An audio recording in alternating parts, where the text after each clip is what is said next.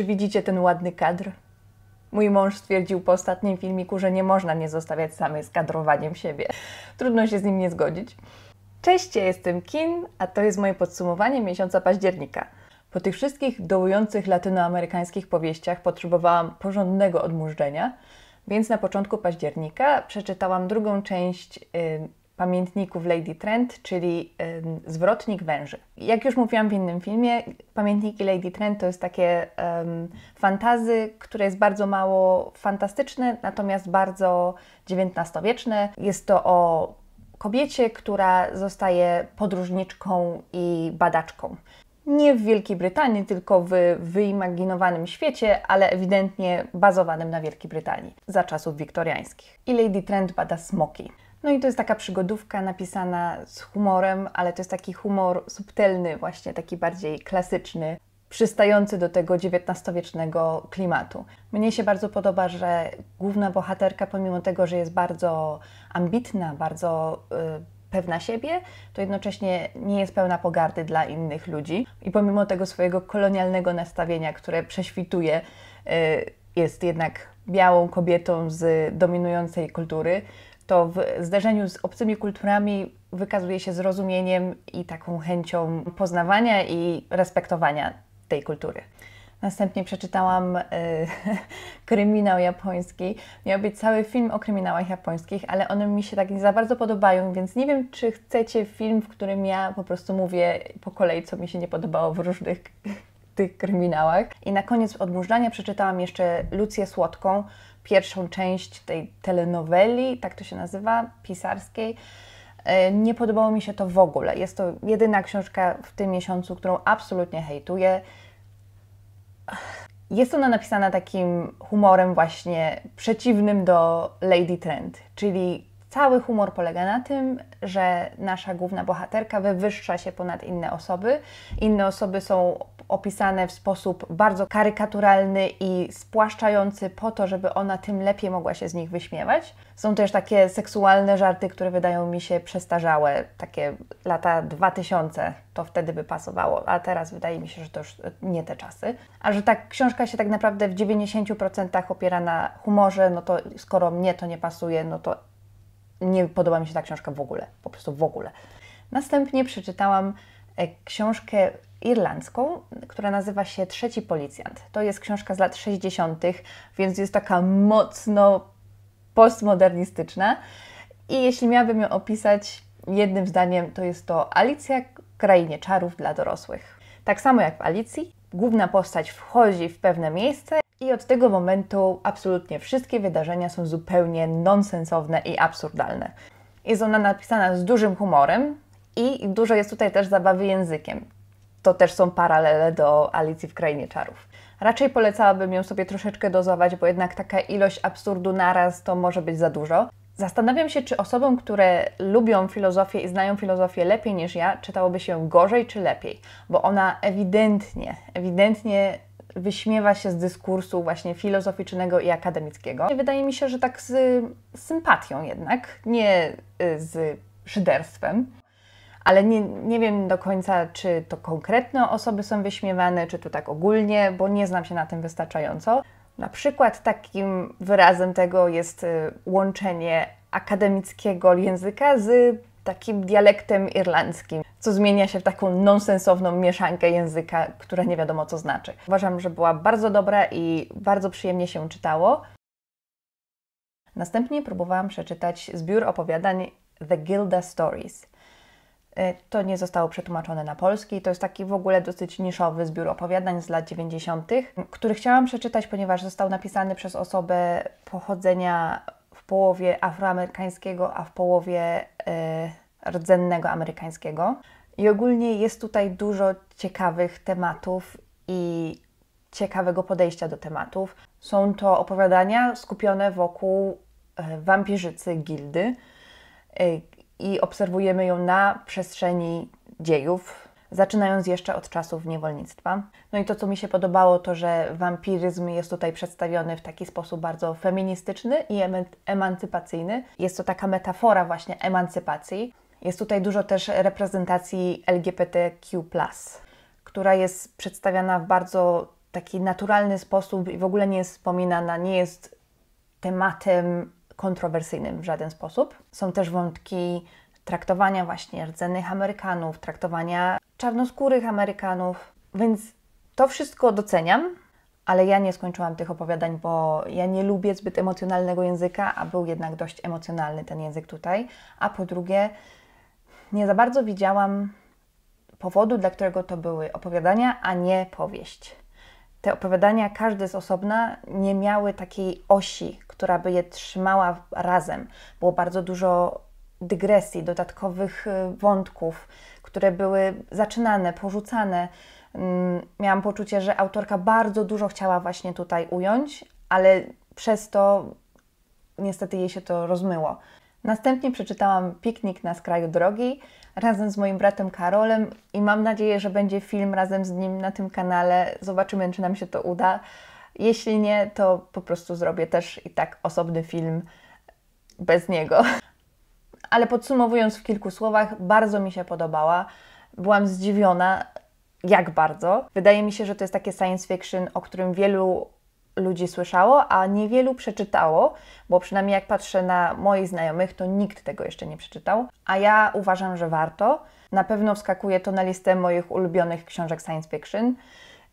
Jeśli ktoś nie wie, o czym to jest historia takiego pierwszego kontaktu, tylko opowiedziana w taki sposób, że obcy przylecieli, odlecieli, a teraz ludzie sobie próbują z tym radzić. W miejscach, gdzie obcy lądowali, są takie dziwne zony, w których dzieją się niewyjaśnione rzeczy. I to, co mogę powiedzieć na pewno, to, że ta książka jest bardzo ludzka.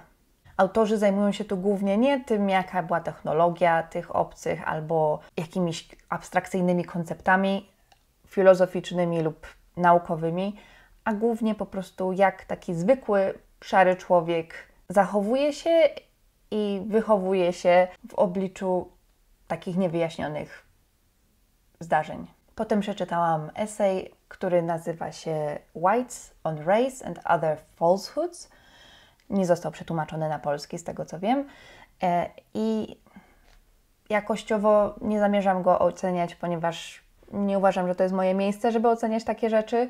Natomiast mogę powiedzieć, że to nie jest esej dla osób, które chciałyby wstęp do takiego tematu. To jest esej zakładający wiedzę na temat historii rasizmu w USA, na temat ruchu Black Lives Matter i jest to właśnie taka brytyjska odpowiedź, taka osobista refleksja na temat brytyjskich reakcji na ten ruch. Następnie przeczytałam Polecie Wszystko będzie inaczej Siri Kolu. To jest fińska autorka i to jest książka z takiej serii tęczowej. Ja mam 3 książki z tej serii tutaj. Na razie przeczytałam 2, tę czerwoną, czyli Bliżej już się nie da i właśnie Polecie Wszystko będzie inaczej. I ogólnie, o ile podobała mi się bardziej ta niż Polecie Wszystko będzie inaczej, bo jednak troszeczkę była dla mnie zbyt emocjonalna, to i tak polecam tę serię, bo jeśli lubicie młodzieżówki, to są takie porządne młodzieżówki, które przybliżają tematy reprezentacji LGBTQ+.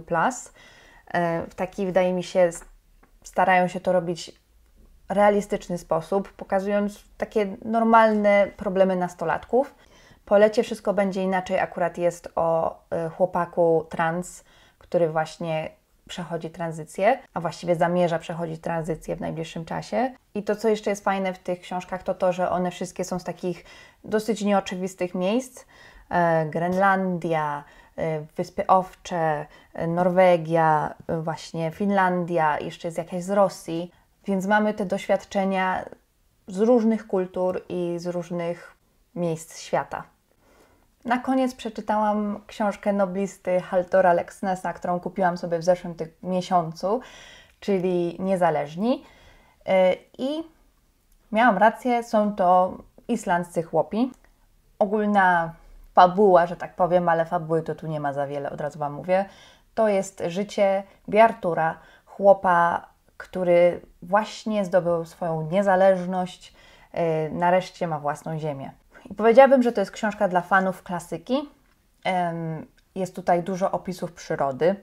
Jest tutaj dużo opisów wrażeń człowieka w obcowaniu z przyrodą, a przede wszystkim jest bardzo dużo opisów codzienności właśnie życia chłopskiego. Jest to życie żmudne i trudne i o ile uważam, że ta książka jest o wiele za długa, to biorąc pod uwagę temat, to myślę, że dosyć to pasuje, bo myślę, że chłopi byli tak samo zmęczeni swoim własnym życiem, jak ja czytaniem o tym życiu. Jest tutaj bardzo dużo walki z żywiołami, więc pozdrawiamy Sylwię, to może coś dla Ciebie. Dowiedziałam się też dużo na temat Islandii na początku XX wieku, bo ta książka właśnie na początku XX wieku się rozgrywa. Jest dużo konwersacji takich, które są dosyć długawe, ale pokazują dzięki temu taki przekrój społeczny i też klimat polityczno-społeczny, poglądy tych postaci, które reprezentują jednak jakąś klasę społeczną, stratyfikację społeczeństwa i tym podobne rzeczy. Także sporo na ten temat się dowiedziałam. Oczywiście jest to wszystko przefiltrowane przez komunistyczne zapędy autora, które są bardzo oczywiste, ale to mi nie przeszkadzało. Biorę na to poprawkę. Postaci są dosyć przerysowane, jak to bywa w takich klasycznych powieściach, ale są wciąż ludzkie. To przerysowanie ma na celu pokazanie nam po prostu ich słabości i ich błędów myślenia. A błędów Bjartur popełnia mnóstwo, więc przygotujcie się. Nie jest on osobą, którą się lubi. Natomiast myślę, że jest opisany z empatią i jest pokazane, że jest po prostu wynikiem, po prostu sumą swoich doświadczeń i wynikiem takiego, a nie innego wychowania. Ja ją w końcu przeczytałam po angielsku, bo okazuje się, że to jest tłumaczenie z angielskiego. Przez kilkadziesiąt stron czytałam je dosyć równolegle i jest to dobre tłumaczenie, wierne. Było to tylko jedno miejsce, gdzie byłam zdziwiona, ponieważ po angielsku było napisane "These men were not servile in temper", co oznacza ci mężczyźni nie byli służalczy z natury, a tu jest napisane byli to ludzie z natury niezależni. Nie jest to samo zdanie, no ale jest to szczegół. A ogólnie wydaje mi się, że tę polską wersję to nawet trochę łatwiej czyta niż angielską, bo ta angielska tak jest dosyć takim skomplikowanym, rozbudowanym językiem napisana. I ogólnie polecałabym tę książkę osobom, które lubią się tak zanurzyć w jakimś świecie. Nie przeszkadza im niespieszne tempo, tylko po prostu tak delektują się samą atmosferą książki. Ja nie jestem takim człowiekiem, ale całkiem mi się podobało przez większość czasu. No i to wszystko. Powiedzcie mi, czy czytaliście którąś z tych książek, albo co Wy przeczytaliście w październiku, czy coś możecie mi polecić, coś odradzić. Napiszcie mi cokolwiek, jak zawsze. Na razie, do zobaczenia, cześć!